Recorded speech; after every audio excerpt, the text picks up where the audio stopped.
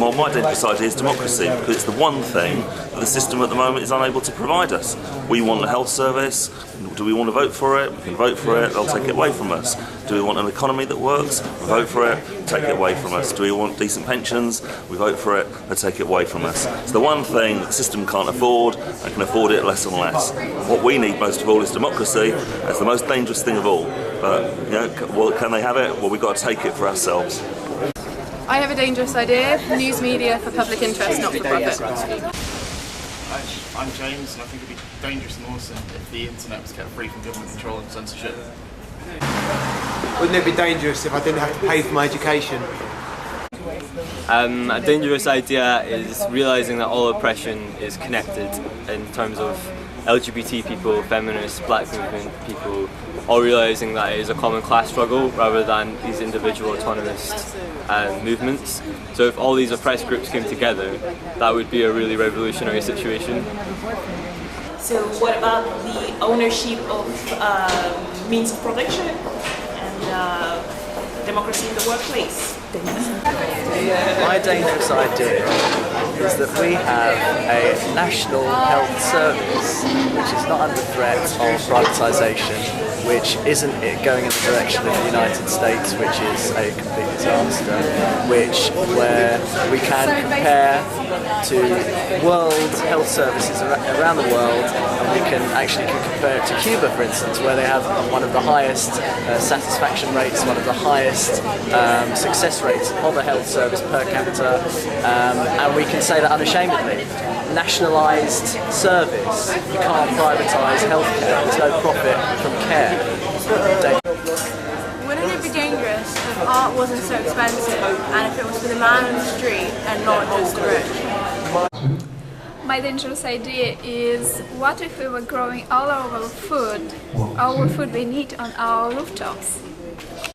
Wouldn't it be dangerous if everybody all over the country who go on the treadmill and on the gym, they use that energy in a way to let electricity be free for everyone? They're using energy, aren't they? So we could actually use that energy for the use of everyone in the world, in the country, and generate energy like free electricity. Wouldn't that be crazy if people thought like that?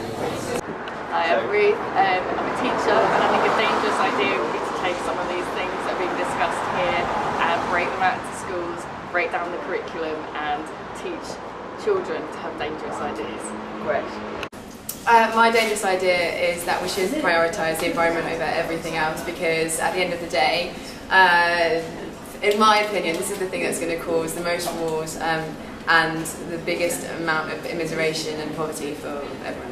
So it needs to be sorted. My notion is that carry matches at all times.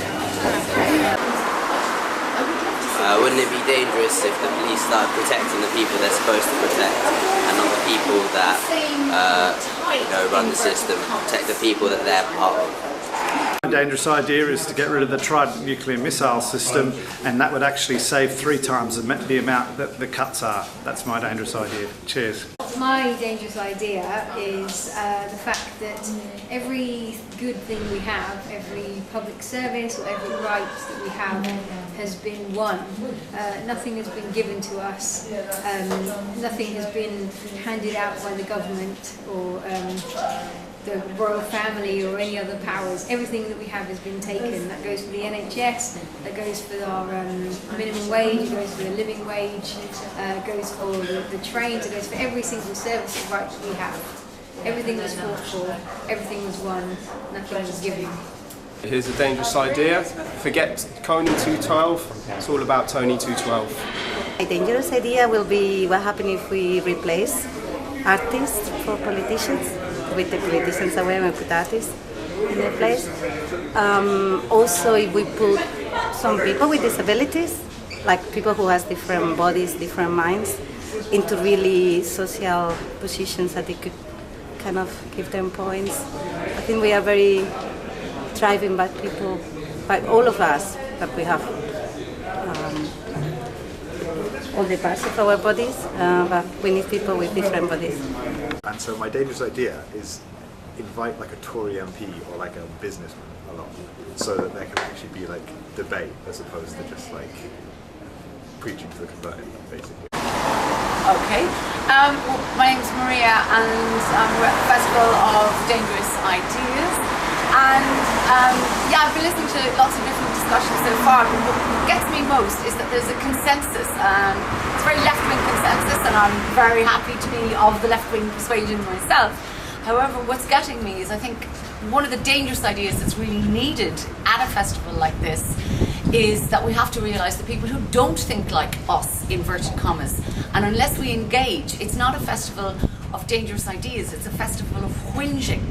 And you need to talk to people who disagree with you, rather than sitting around in a room. And fair enough, of course, discuss tactics amongst ourselves, but don't just sit there patting yourself on the back or whinging and moaning about it. We have to realise that there are millions of people in this country and across the world who disagree with what we think. So how do you persuade them? How do you engage them? Because otherwise, all we ever are is a bunch of marginalised whiners.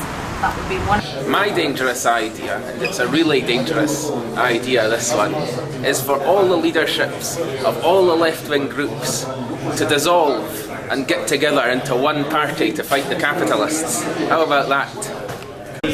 Wouldn't it be dangerous if a movement could be built in Britain that cuts across all the old divides of the left and sort of outmoded ways of doing things, that brings people together who are in unions, who are outside of unions, who are students in struggle, who are unemployed, who are Muslims that are being persecuted, people who don't like the war, people who don't like the cuts to Labour bills, and we just built a massive movement and came together and we said to the government, look, this is a coalition that actually has the backing of the majority of people in this country, and we connect up with you, we connect up with the struggles in Greece, and we actually create an international movement against austerity. I think that would be a very dangerous idea indeed. Thank you.